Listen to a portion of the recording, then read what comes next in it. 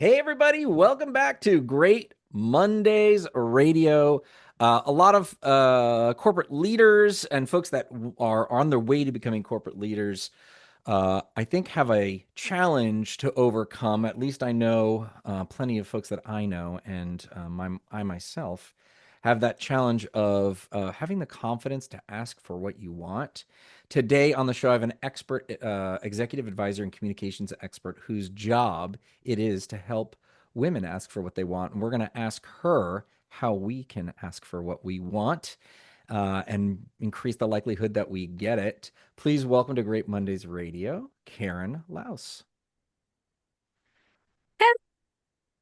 Welcome, welcome, Karen. I'm How are welcoming you? myself. Hi, Yes, Josh. welcome. Great to have you on. Thank you so much. So you have years of experience. You started in HR, which I thought was a good kind of starting point for us. But you have years of experience being an executive advisor inside helping executives and CEOs. Coaching them in particular directions. But what caught my eye and what I wanted to have you on to talk about is your specific um, focus on women and helping them get the confidence to ask for what they want. So let's start with this. Why is this why is this your focus? Where did this come from? What inspired you to kind of move in that direction? And then we'll kind of get into the tactics of it all. Of course. When I was 6 years old, Josh, my dad used to take me to flea markets. And I'll never forget the first time he took me to give me a few dollars and he goes, go have fun, but never pay full price. And I truly had no idea that that was even possible. Mm-hmm. So, from a young age, my dad taught me how to negotiate, but more importantly, he really taught me about the power of having the courage to ask. And he wasn't one of these people that was spending a lot of time coaching me or anything. It was more about his modeling, as well as something that he used to say a lot, which is, you don't have unless you ask. And the other mantra he would say is, the squeaky wheel gets the grease. Mm-hmm.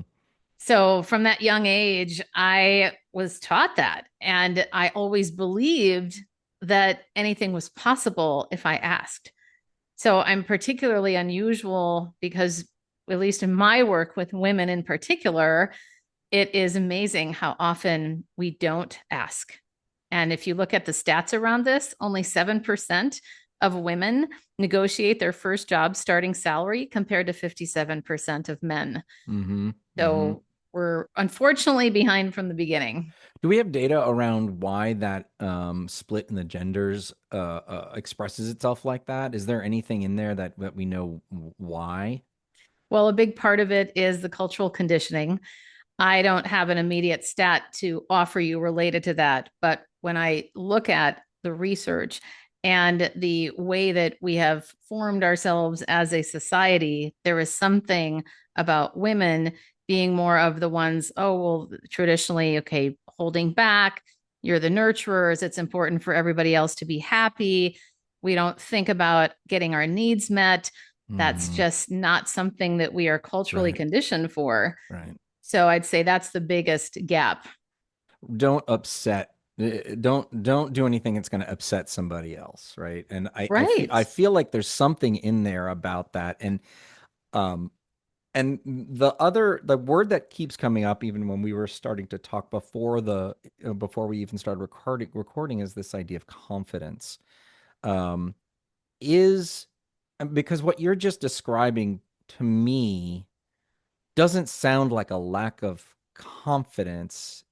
Is it? I mean, is that something different than trying to make sure that nobody else is upset or taking care, that kind of cultural conditioning, or is that a second factor here?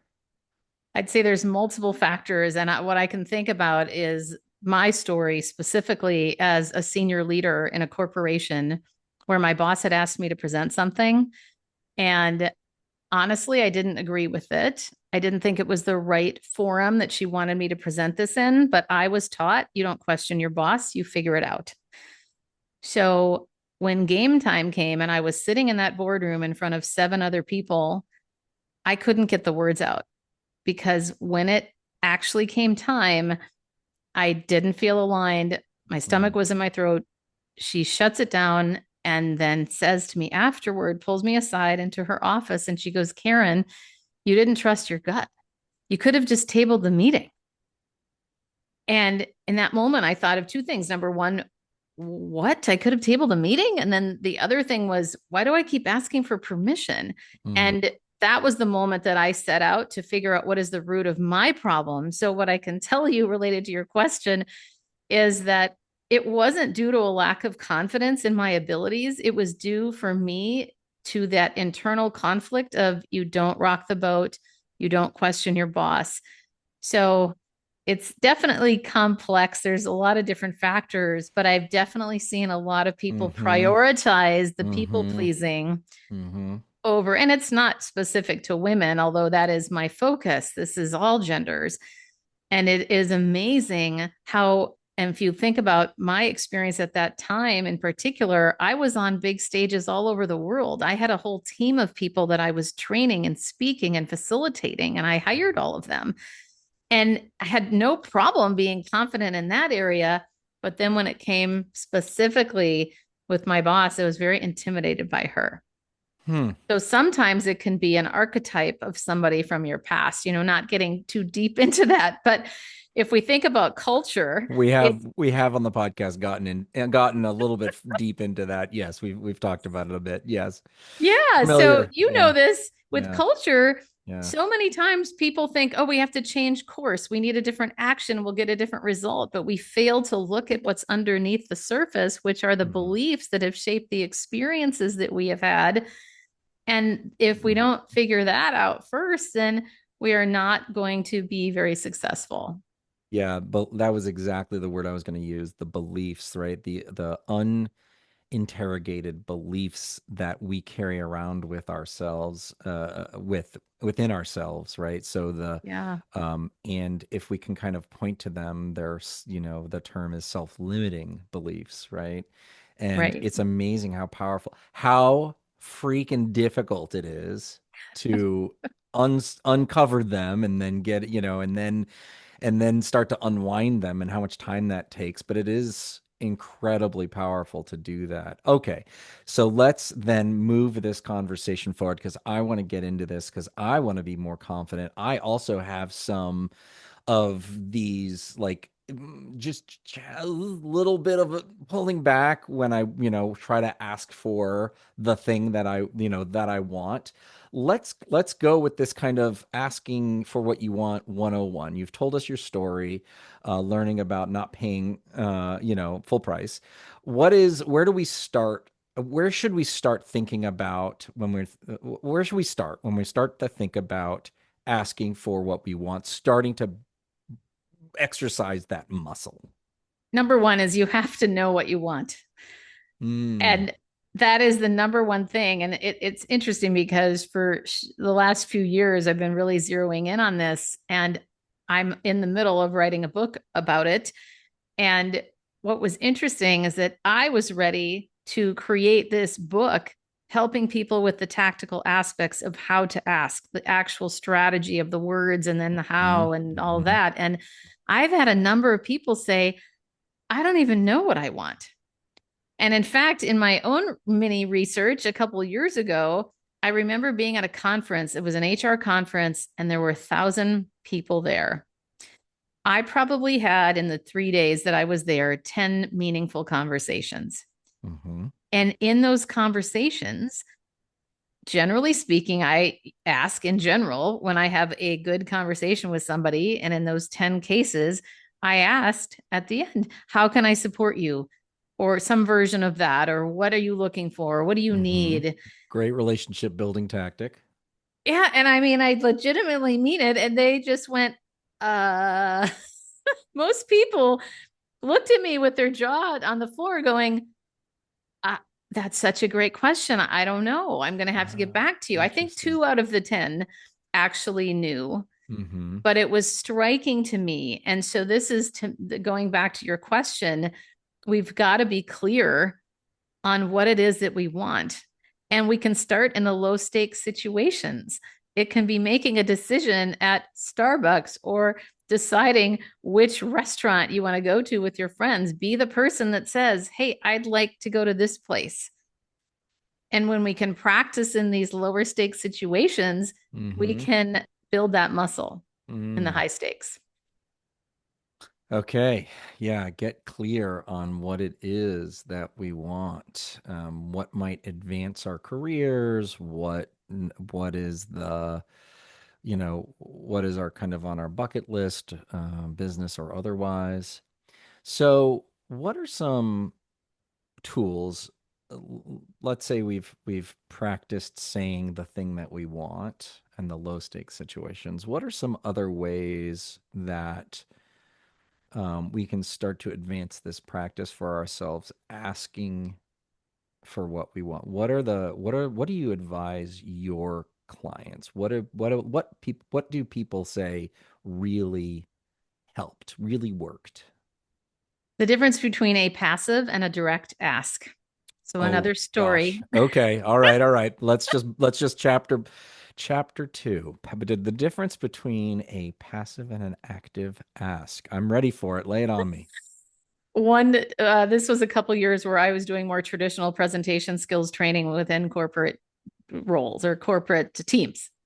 And specifically sales teams. Let's imagine 12 people, they get paired up, they go up to the front of room, they have 1 minute that they are going to be recorded where they each get a turn. So if you and I were sitting across the desk or the table, then we would each get a turn to do our pitch in a minute. And then the number one requirement at the end was to make a direct ask. And I'm going to explain the difference in a minute. But first, I want to share that after recording all of these, I had people raise their hand before we watched them back on video. Raise your hand if you think you made a direct ask. And the majority of people raised their hands. But when we watched them back, they would start with the word if. If you're interested, let me Yeah. know. Yeah. Oh my God. Versus, would you like to learn more? Or are you interested? Hmm. It's such a simple language shift. And I always tell people if you're going to start a sentence with if and you think it's a direct ask, try again. If you're interested versus are you interested? Yes. And And it's it's like a hedge, right? totally. And this is such a great example, Josh, of just the everyday emails that we get from a new connection. Think about the difference between somebody that says, hey, Josh, so great to meet you. Would love to connect sometime versus, hey, Josh, so great to meet you. I'd love to connect. Does next Tuesday at 8 p.m. Pacific time work for you? Yeah. Be the one to make a specific request, and you are going to get a lot better results. Yeah. Yeah, because how do you respond to that? You have to go through as the responder, right? You have to go through the logic of if, and it actually moves the question from being needing to be answered now to maybe it could be answered in the future. If you're interested, if the under maybe it's like the unsaid ever. If in the future you're ever interested, please give me a call.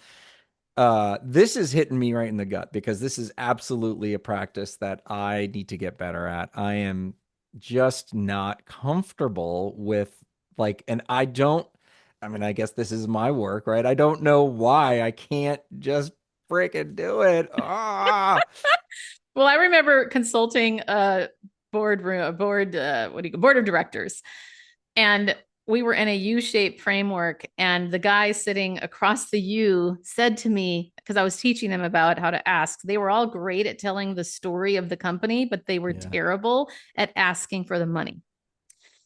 And it was so funny because the guy goes, Karen, I can't even, I feel uncomfortable even asking you for the pen in front of you or at a meal asking someone to pass the mashed potatoes. Mm-hmm. Mm-hmm. So that's what I go back to the low stakes situations, Mm-hmm. practicing there.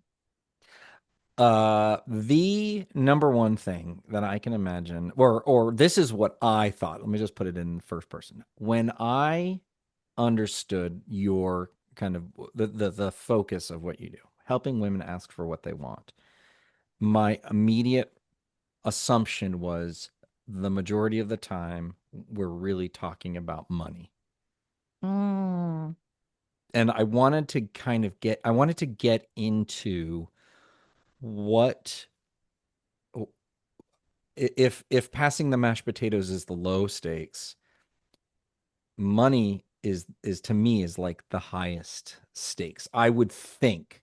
Can you tell me a little bit about, in your experience, why the money piece is tends to be so hard for humans to engage with?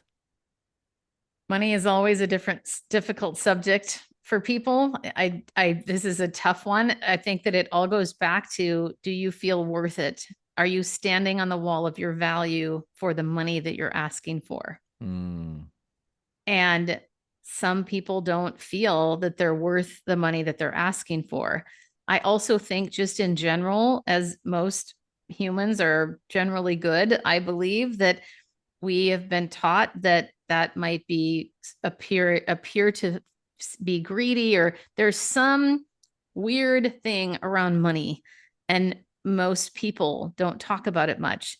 And mm, then you add the gender element, and most people don't talk about it at all. mm-hmm, And this is why I am on a mission to help people. Now, asking really could be anything at all, but it's the money piece. I've been doing so many more talks and consulting around how to price yourself in the industry, in various roles that people are in. mm-hmm, And it is amazing. I mean, I think about another example where a executive had a particular, she has a company.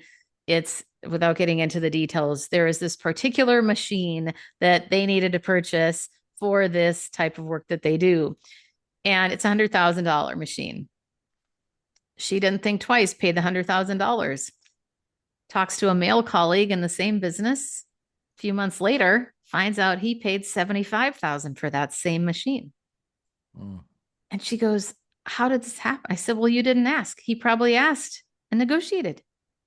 And that's another thing that a lot of us don't remember or even were taught, Yeah. that you don't have to take what the offer is. You can ask, but we often just accept what we're given. Why? What is my question here?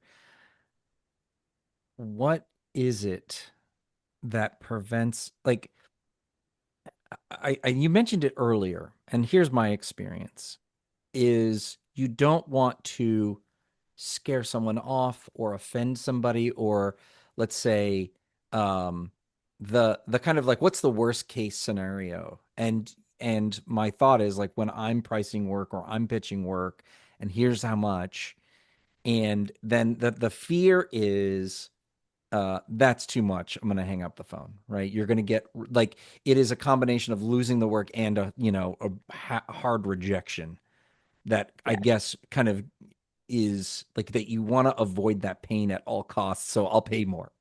But exactly. it doesn't know it the majority of the time. Yes, sometimes that will happen, but I don't know that that would have been a successful engagement anyways. But that's what I try to, at least when I'm talking to my peers or I'm talking to myself, talking Mm-hmm. myself into it. It's like, no, you can have the conversation. It's gonna be they will be able to take care of themselves. The other people. Yeah. Yeah. They will come back with, in your experience, is that, I mean, again, this is, I'm not the expert here, you are, but this is what my kind of logic chain is what I'm trying to convince myself, where it's like, it is okay to negotiate because people are willing to do that and they're willing to receive that. Is that, like, one is what I've described as like fear of rejection, or fear of, I guess we'll just call it fear of rejection, and also that, like, countering that with that, like, confidence of, it's okay, they will be able to handle that, you know ask. Yeah, we don't want to fragilize people. And we also don't want to assume what's in their wallet. And I have made this mistake many, many times. I also have an old coach friend of mine who happens to live in Tennessee. And this is his story, but I think it's a great example. So, nothing against anybody in Tennessee, but he said there are plenty of trailer parks in the area where I live. And you know what else are in those trailer parks? Huge satellite dishes and fancy cars. People will pay for what they want to buy. And this might be a bit of a different topic, but it's connected around the piece of we can't make an assumption based on what somebody else's decision is going to be. So that's what comes to mind for me when you're talking. And Mm-hmm. then going back to the emotion around it on the other side, with our own just our own emotions is, and I'm glad you brought up rejection because that's such a huge part of it. It's that fear, like you said, and at any cost I'm going to avoid that pain. Right. And yet at the same time, we also often forget that when we do stand confidently in the value that we provide, the right places are going to, or the right people, the right places, the right deals, whatever you want to call it, are going to find us. Mm, But we let fear get in the way so much that we're afraid of losing this deal or losing this business. And yet, if we release that and we stayed grounded in what we want and what we want to create for ourselves, yeah. we would have a different experience. And I say that from somebody who has spent a lot of years working on this myself. I come from a Midwestern family where everybody else's needs are important and Mm-hmm. you're everybody else, you got to take care of them first. And I mean, all the things I'm all the stereotypes. Yeah. My goodness, absolutely. All right, last tips or tricks or how to get started. We talked about kind of starting small. What else would you advise to the folks listening to get help them work that muscle? How to, or what would you advise me and the people listening? What other questions or tools do you have that have been really effective for your clients? One of the best is the question, how does that land with you? So, for example, I'll tell you one of my biggest deals that happened a few years ago was me mentioning the price that I charge for consulting. And she, there was this long dramatic pause, like often happens. And you know how we're all taught, like in negotiation, the person who can be the silent most or the longest Yeah, yeah, wins. yeah, yeah, yeah, yeah. But I think there's a point in time, which is this is my process, where you have to decide, is this a moment in which I might want to say something? And if so, this is what I recommend. And I'll tell you how it played out for me. I let that pause linger for a few seconds. And then I said, how does that price point land with you? And she said, well, it's a heck of a lot more than the other advisors we're looking at. And then I said, I recognize I'm higher than most. Now, I want to tell you, Josh, with all humility, I have never said that before. I don't even know where that came from. That was a new level for me of standing on the wall of my value. And then I said, is this a deal breaker? And she said, absolutely not. What's more important to me is the right fit. I'm going to come back to you. She came back to me. She couldn't do the full thing, but she was great because she was one of those wonderful people that you love to do business with because Yeah, she immediately said, yeah, this is what I have. What do you need to scale differently in your offer to work with us? yeah. And you've created that value in and of that in that conversation, in that exchange, and essentially established your primacy in that and like you said, I recognize I charge more than most, which is I understand. I'm not like surprised, which is look at this wall that I'm standing on. I know. I understand. It's not a good fit.